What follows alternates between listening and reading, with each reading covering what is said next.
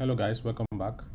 In this module of the cat and dog detector application, we're going to start working with TF-Lite functions in learning how to run the inference, loading our labels, and of course getting the prediction that we're going to pass to the result page.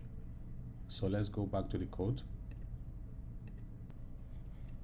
So in the home screen, we're gonna initiate our variables that we're going to use for this home screen, and it's just going to be some variable properties that we're going to be using basically in this home screen.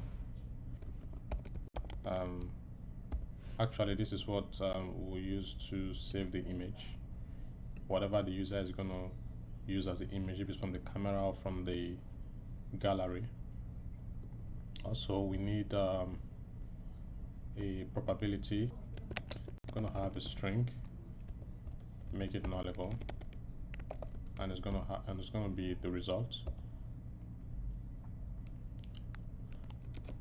I'm also going to have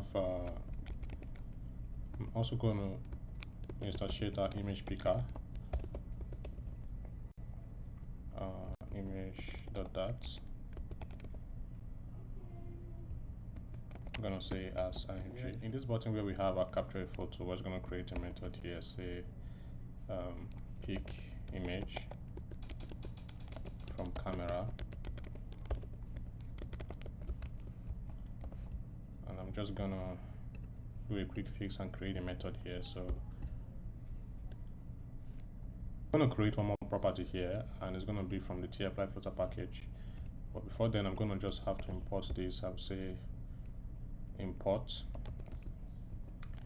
package. I'm going to say as TFL. So over here, I'm going to say let's TFL dot interpreter.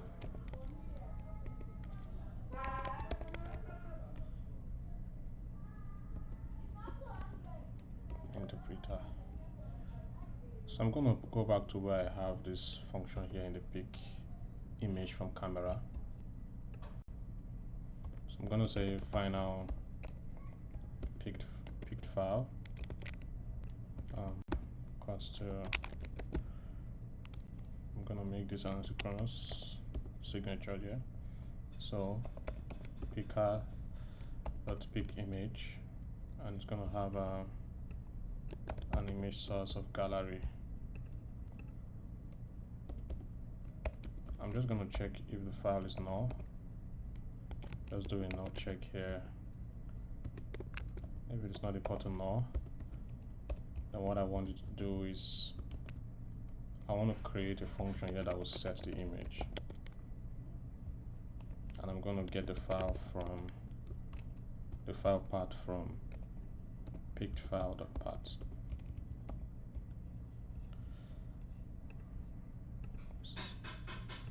I'm going to create another method here called set image. I'm just going to do like a set state here, and I'll say image is equals to file, or just basically, just for sake of clarity, we'll make this, change it to an image, and we'll do image here.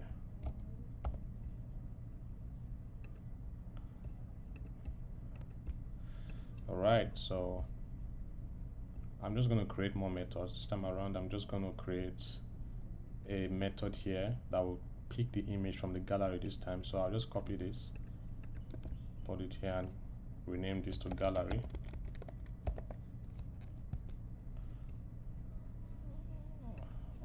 Or actually, this should be camera. This should be camera. So this is gallery this time around. So we have this function that picks from the camera, we have this that picks from the gallery. I'll pass them to my both of my buttons. So I'm just going to change the text real quick. So here we have capture a photo, and here I would say select a photo. So I'm going to pass in my methods here. I'm going to say pick image from gallery. Why this one that says capture a photo, I'll say pick image from camera to your info.plist, right? So you will need to add those permissions. If not, it might have a crash. So I have the permissions here. NS photo library user description. I also have the one for camera. NS camera user description. Don't forget to add these permissions here. All right. So we're gonna go ahead to add more methods. And so it's going to be an asynchronous method. I'm going to say here interpreter, and I'm going to await this. I'm going to say await tfl dot interpreter dot. I'm going to load it from the asset. Now don't forget that we have our model in our assets folder here, which is this. So we're going to just link this here. We're going to say assets / model dot tflite. I'm just going to wrap this in a trunk catch just for proper error handling. So I'm just going to do catch E. So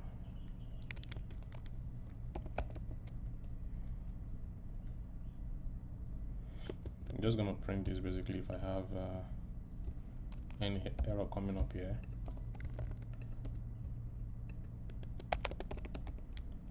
Error loading model. I'm going to concatenate this with the error message. So we have our load model function here that helps us load the model. We have pick image from camera. We have the one for gallery, and to set an image. So preprocess image. I'm just gonna accept a file. I'll call this image file here. So basically, the first thing I'll do here to process the image is I'll have to decode the image to an image object. It's very important basically, so to make it an image object. So what I'll do here, I would say image basically. So I'll say image. I'm going to call this original image. And I'll say img dot decode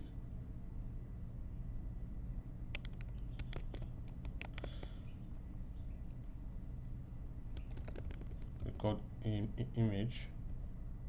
I'll say I'll try to decode it and read it as bytes.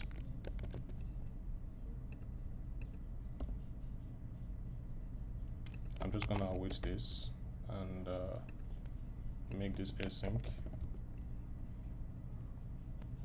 So what this does is that it decodes the image to the image object. The next thing I'll do here is I'll resize this. I'll resize the image to the correct size. Why this is important is because of the fact that I need to set the image to the correct size as expected by the model. So I'm going to say img.copy size, .copy resize, and I'll pass in the original image here. So I'll set the width and the height properties. I already know that I'm expecting a width and a height of 224, so I'll do this here. The next thing I'll do is that I'll convert to a byte buffer in the required format for the TensorFlow Lite. So basically I need to convert this to a byte buffer. I'm just going to write a comment here for that. So the idea behind this is I need to be able to make this really compatible with the model. If not, it's not going to work. So I need to be able to convert this to a byte buffer in the TensorFlow Lite format. So I already know that the model expects like a 4-bit tensor, right? So I need to be able to flatten the image to be able to match this chip. So what I'll do here is I'll say uint8 list bytes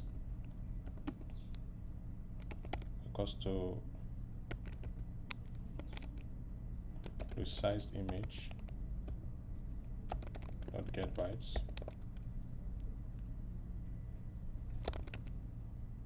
So what I'll do is I'll set this resized image to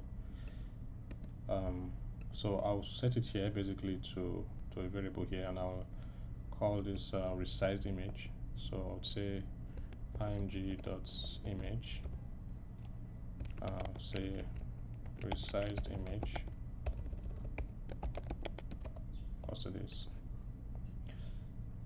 to return the bytes. I'm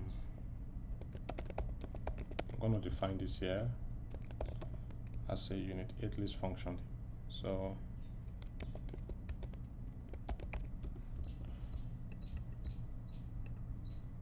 we'll have this here like this.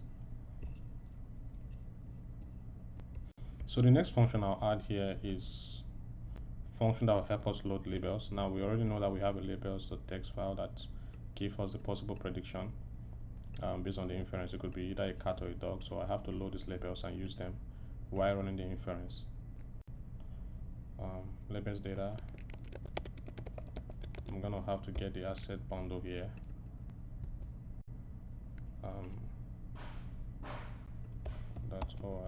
.off context .load string, and I'm gonna link this with from the assets folder here. So it's called labels.txt.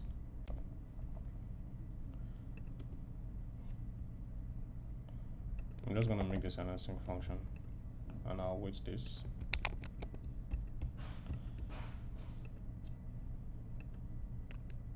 I'm just going to make this a future,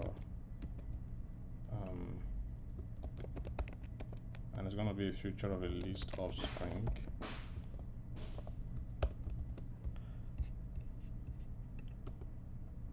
Now I'm going to return labels data. I'm going to split this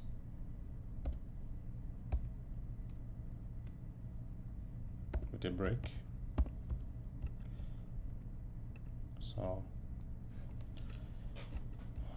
we have our load labels function already, and we're going to go ahead to create our run inference method.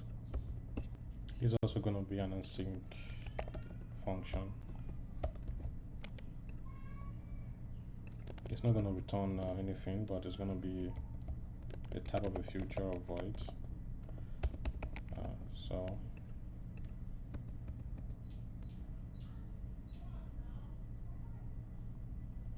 now we're going to check first of all if the labels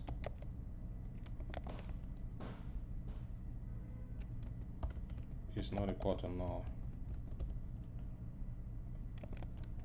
and we'll break away from this method.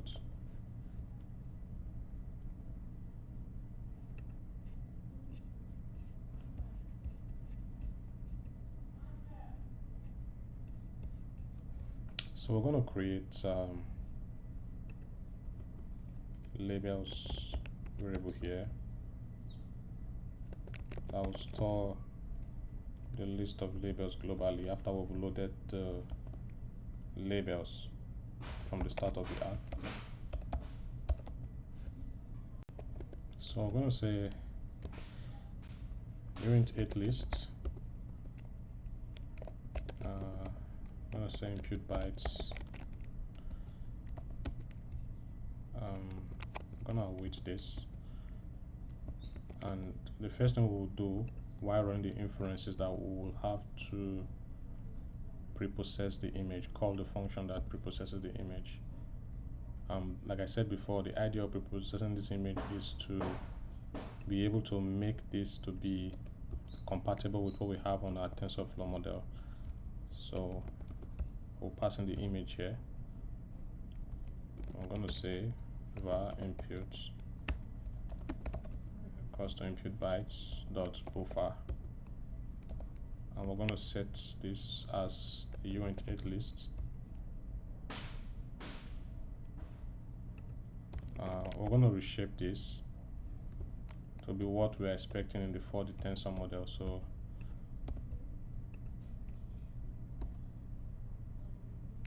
I'm going to say 1, 2 to 4, 2 to 4, 3. Next, we'll set our output buffer.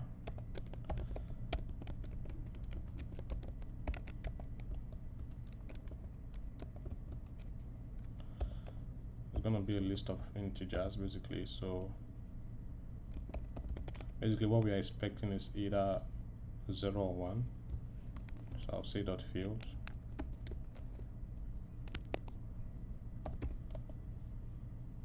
And I'm going to reshape this to be what we're expecting on our output.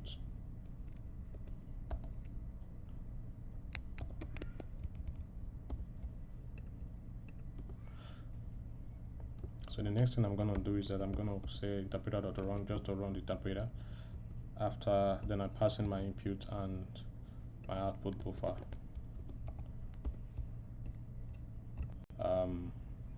We are now assuming that our output is now going to be like a list of integers after our inference. So what I do next is I'll say list int. I'm going to call this output.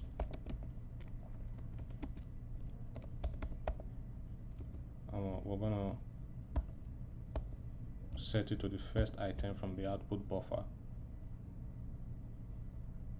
I just want to print this so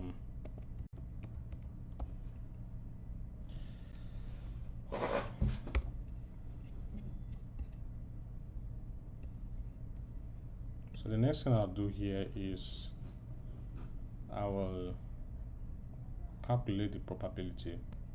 I already know basically that from the model the maximum value from the raw output is 255 and the minimum is 0. So just by knowing that, I can be able to tell what the probability would likely be. So for the model that I put here, I don't have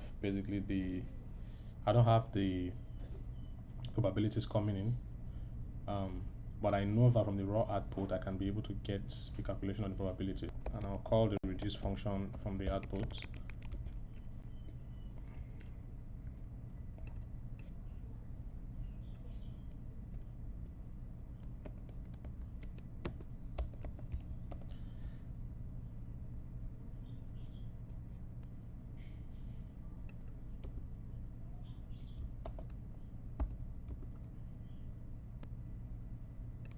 And I'll say probability here would be max score 255.0. So over here, I'm going to import this. I'm going to import the maths function. So the next thing I'll do is I'll get the result from the classification. First of all, I need to get the highest. I need to get the highest probable index. So the highest probability index is what I need here to be able to get that. So what I do is I do output.index of the max score.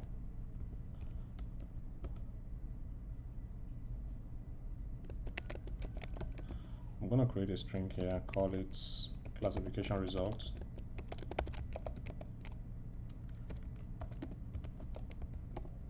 Because I need to be able to get the result in a way that is readable for the user. So now I've been able to get the highest probable index. I need to be able to set it to the labels to tell them, oh, this is a cat, this is a dog. So I need to say labels and pass in the highest probable index. So what this does is that it will set the result for the user and tell them if it's a cat or a dog based on the classification result. Now what I can do here is I can say result is equals to classification result. now I'm going to wrap all this in a try catch block, so just for sake of error handling.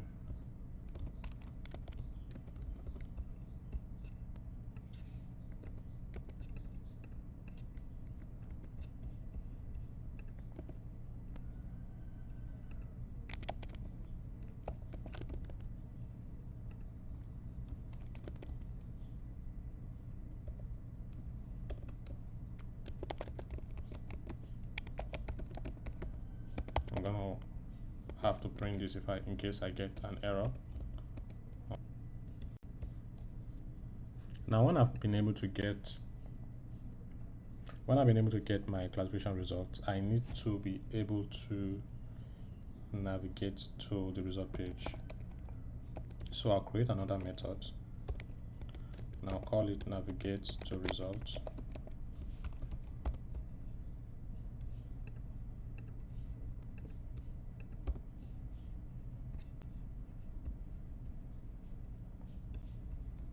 It's just gonna be basically taking me to, it's gonna navigate to the result page when I have a result. So I'm gonna say navigate dot push. It's gonna accept the context and the route. So I have here my navigate to result function. What it does is that it links me to the result screen, and I'm passing in my image, results, and the probability.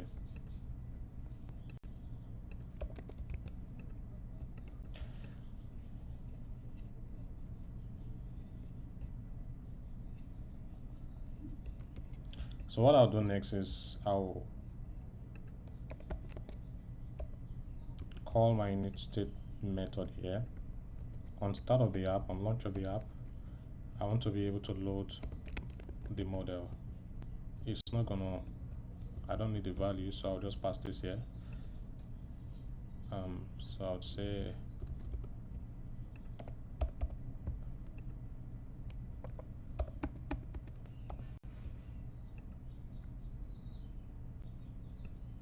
I'm just gonna call this other labels.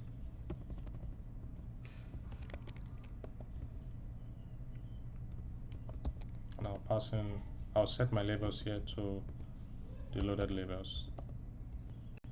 Now I'm gonna call another method here called dispose, because I want to be able to close the interpreter when I don't need it anymore, or when I close the page. So now in the set image function, just when the image is selected from the gallery or from the camera, I want to be able to run the inference once I've been able to receive the image.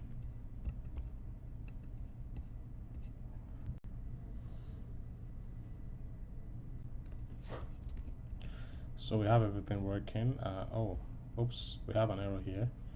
I'm just going to change this to comma so this error can go away.